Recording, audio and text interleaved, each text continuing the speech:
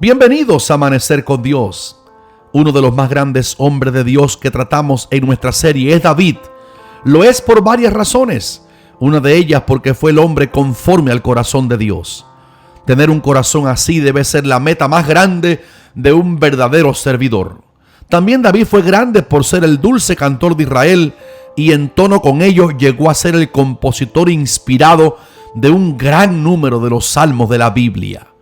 Pero hoy vamos a acentuar una de las virtudes de David que lo colocan en la palestra de la fe, algo que llegó a ser una práctica en su vida de una forma verdaderamente singular. Se trata de lo que él hizo cuando trajo a Jerusalén el arca del pacto de Dios.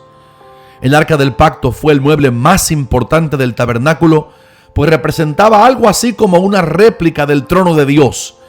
Y desde allí se escuchaba la voz orientadora del Señor. Además, frente a ella se hacía la expiación anual por el pecado del pueblo, como lo revela Levítico 16. Tras el destierro del arca a tierra de los filisteos y su posterior morada en casa de Obed-Edom, David discernió que debía traerla a Jerusalén.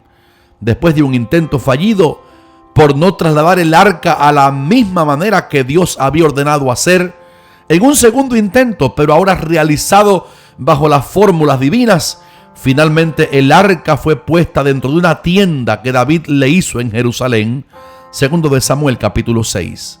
Debemos aprender a hacerlo todo a la forma de Dios y para ello tenemos que hacerlo exactamente acorde a lo que está escrito en su palabra. Aquella tienda que se denomina en la Biblia el tabernáculo de David fue hecha únicamente para el arca del pacto, para la administración continua de la alabanza a Dios.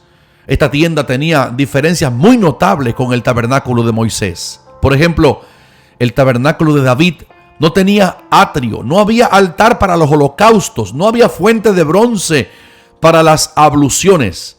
Solo había una especie de lugar santísimo mientras los sacrificios diarios por el pecado se ofrecían al noreste de Jerusalén, en la ciudad de Gabaón. Entonces David puso delante del arca de Jehová ministros de los levitas para que recordasen y confesasen y lo hacen a Jehová Dios de Israel. Primero de Crónicas 16:4. Esta administración de alabanza y adoración fue singular en el tabernáculo de David. El mundo religioso no carece de músicos, pero respecto a la iglesia, el Padre busca adoradores que le adoren en espíritu y en verdad, como lo reveló Cristo en Juan 4:23. Dios pide más que hacer sonar un instrumento musical. Él quiere que los músicos del templo suyo sean ministros de su presencia, gente de espíritu quebrantado ante la majestad indescriptible del Santo de Israel. Entenderíamos de eso un poco más si recordamos que en el Nuevo Testamento, en Hechos 15, 16 al 18, se hace alusión otra vez al tabernáculo de David, en el contexto de los gentiles que eran añadidos a la iglesia del Señor.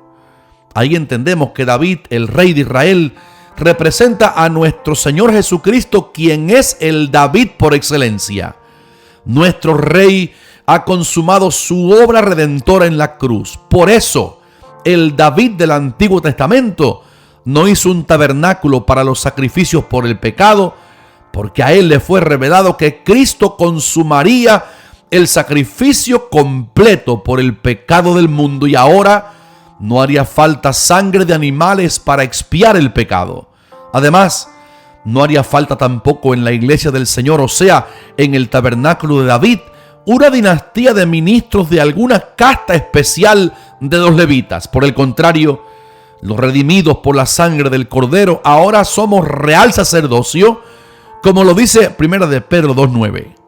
Juan dice en Apocalipsis que el Señor nos hizo reyes y sacerdotes, lo cual significa que todos los santificados en Cristo podemos ministrar alabanza y adoración directamente frente al trono de Dios.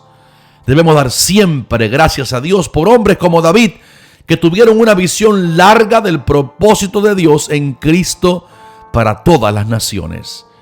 Amados, pidamos al Señor que abra nuestros ojos para ver el nivel de honra que Él nos ha dado a los que somos de Cristo, pues estamos sentados en lugares celestiales con Él.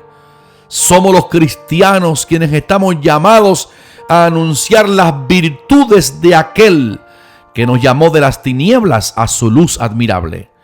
Seamos consecuentes con este encargo celestial y llenemos el mundo del Evangelio de Cristo, el Hijo de David, el Hijo de Dios, el Rey de Reyes y Señor de Señores.